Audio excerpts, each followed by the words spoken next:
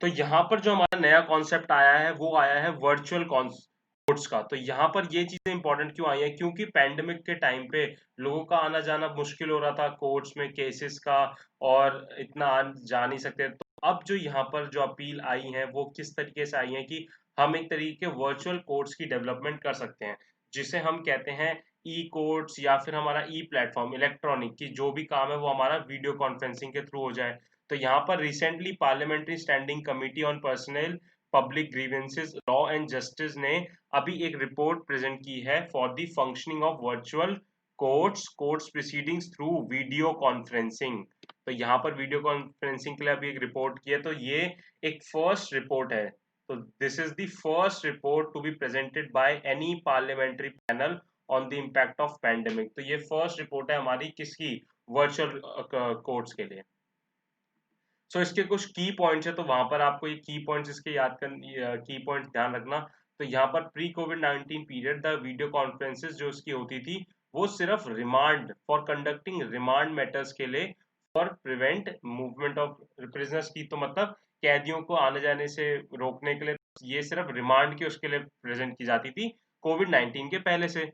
लेकिन अब क्या है कि ये जो फैसिलिटीज थी ये कहाँ थी, 3240 कोर्ट कॉम्प्लेक्सेस में, जो कि अराउंड हमारे कुछ 1272 प्रिजन्स में थी। तो इतने अभी हमारे प्रिजन्स में थी, और ये कोर्ट के अगर हम नंबर देखेंगे तो ये देखेंगे 3240, तो 3240 कोर्ट्स में यहाँ पर ये प्रेजेंट थी।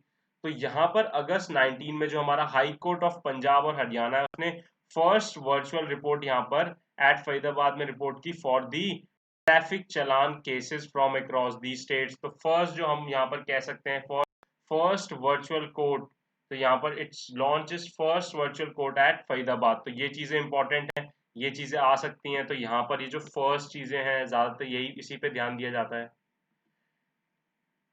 नेक्स्ट हम यहाँ पर आएंगे कि हमारे जो यहाँ पर वर्चुअल कोर्ट्स हैं, तो यहाँ पर जो है कि इसके की पॉइंट्स क्या है कि एक फुल फ्लेज्ड वर्चुअल कोर्ट, मतलब कि यहाँ पर जो हमारा अभी तक के लिए हमें ये कर देना चाहिए कि अभी तो सारा ऑन कर देना चाहिए, फिर बाद में बाकी चीजें देखी जाएंगी। अगर पोस्ट कोविड जो कोविड के टाइम का खत्म हो जाएगा या हमें बाद में, तो यहाँ पर हम इसकी जो वर्चुअल कोर्ट है इसे आगे फर्दर कंटिन्यू कर सकते हैं। तो यहाँ पर जो मेन यहाँ पर जो दिक्कत हुई थी कि यहाँ पर जो मेन जो यहाँ पर चीजें आई थी वो ये आई थी कि हमारे जो ट्रैफिक चलान्स और अदर जो छोटे छोटे हम क्राइम जिसे कहते हैं कि जो हमारे क्राइम थे वो रेगुलर कोर्ट में पेंडिंग जा रहे थे, will reduce the pendency of cases. तो ये क्या करेगा, अगर ये चीजें वर्चुअल कोर्ट्स हो जाए तो ये कितना आसान हो जाएगा कि लाइंस में खड़ा नहीं होना, आपको वहां पर वेटिंग आवर्स नहीं करने पड़ेंगे। इसकी वजह से क्या होगा, हमारे जो पेंडिंग केसेस हैं वो जल्दी सॉल्व हो जाएंगे, क्योंकि वीडियो कॉन्फ्रेंसिंग होगी तो आपको कोई अपॉइंटमेंट नहीं लेनी पड़ेगी, या आपको किसी भी चीज में लाइन में नहीं लगना पड़ेगा। तो उसलिए ये चीज इंपॉर्टेंट है, ठीक है। और ऑलमोस्ट आप यहाँ देख सकते हो, यहाँ पर आप ये नंबर्स देख लो आप एक बार, 30 मिलियन पेंडिंग केसेस अभी हैं यहाँ पर, currently there are 30 million pending cases. Next यहाँ पर इसकी एडवांटेजेस ये हैं कि जो लोग लोकलाइज या फिर हैंडीकैप्स थे तो उनके लिए यहाँ पर चीपर एंड फास्टर हो जाएगा। अब उनको ट्रैवलिंग में दिक्कत होती थी, आना जाना, फिर वहां पर खड़े रहना, तो उसकी वजह से वर्चुअल में क्या हो जाएगा, आपका जब डिजिटलाइज हो जाएगा तो क्या हो जाएगा, तो वहां पर इनके लिए फास्ट सिस्टम हो जाएगा, और ऊपर से क्या होगा, ट्रैवलिंग की जरूरत नहीं पड़ेगी। तो इनके लिए एक तरीके की अच्छी चीज हो जाएगी। और यहाँ पर क्या होगा, एक तरीके के लिए हमारा जस्टिस बहुत ज्यादा, क्योंकि अब क्या होता है कि जब आप कोर्ट्स में जाओगे या किसी भी चीज में जाओगे तो आप एक फेस वैल्यू होती है ना आपकी, ही आपको कुछ होता है कि यार कुछ हो रहा है। अब यहाँ पर क्या होगा, आपका एक तरीके क्या ये कह सकते हो कि यहाँ पर आपका और कोई नहीं, आपके साथ आपके सामने जजेस एंड आप होगे। तो यहाँ पर एक तरीके की जस्टिस मिलना ज्यादा ही आपके लिए फ्रेंडली होगी या आपके लिए मददगारी होगी। तो नेक्स्ट हमारा जो आता है प्रोडक्टिविटी ऑफ लॉयर्स। तो नेक्स्ट पॉइंट क्या होता है कि अब जो लॉयर्स यहाँ पर जब हम लाइन में खड़े रहते तो लॉयर्स का जो टाइम होता था कि अगर वो एक टाइम पे क्या ले पा रहे हैं या फिर फाइल हो पा रहा है, तो अब वर्चुअल या इसकी वजह से क्या होगा, जो उनकी एफिशिएंसी है या उसके जो वर्किंग आवर्स है वो एफिशिएंसी उनकी या तो डबल या ट्रिपल भी हो सकती है इन जुडिशियल फंक्शनिंग। नेक्स्ट यहाँ पर कुछ चैलेंजेस आ जाते हैं कि चलो हमने ये तो देख लिया ये पॉसिबल हो सकता है, लेकिन चैलेंजेस क्या है कि यहाँ पर जो हमारा इंफ्रास्ट्रक्चर है वो अभी वर्चुअल कोर्ट प्रोसीडिंग्स के लिए अभी पॉसिबल नहीं है, या फिर आपको सपोर्ट नहीं कर पाएगा।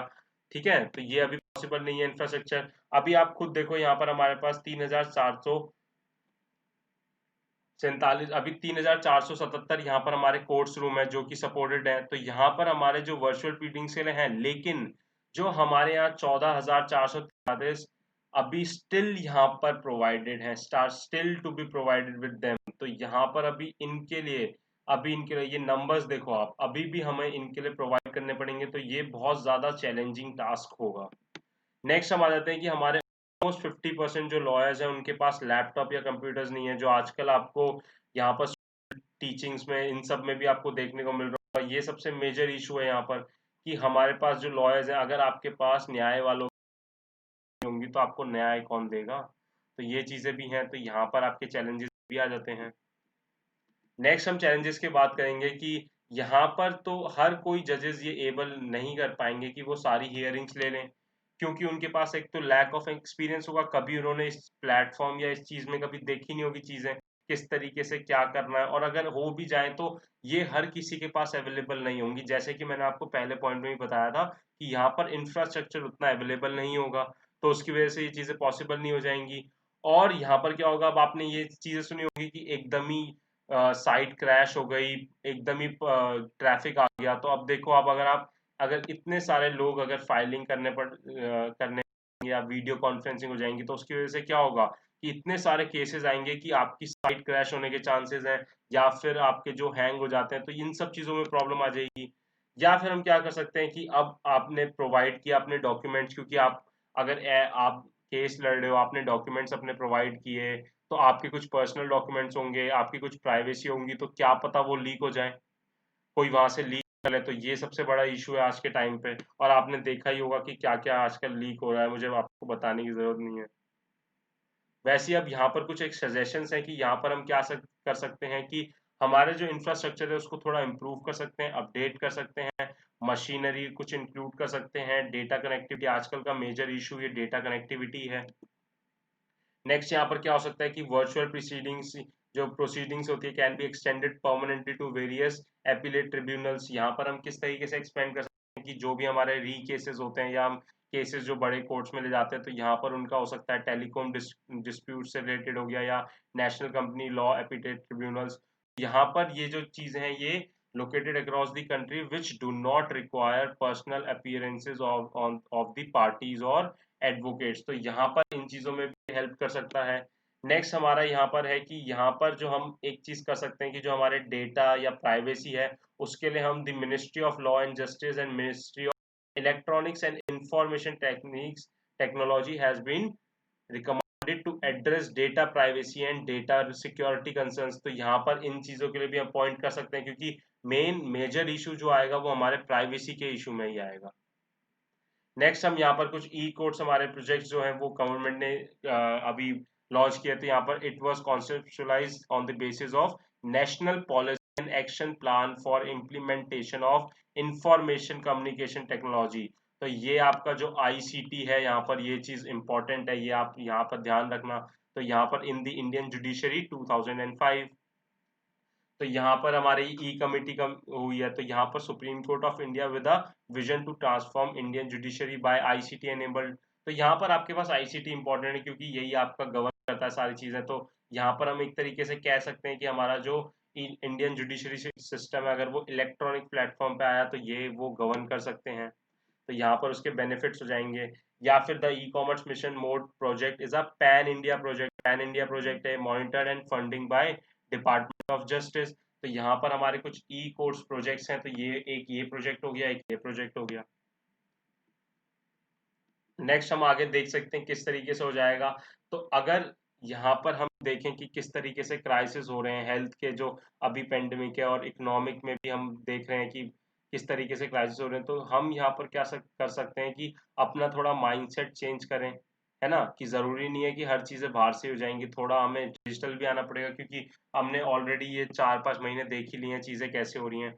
तो क्या पता आगे इसके लिए इम्पोर्टेंट हो जाए, तो थोड़ा अपने आप की थिंकिंग भी चेंज करनी पड़ेगी।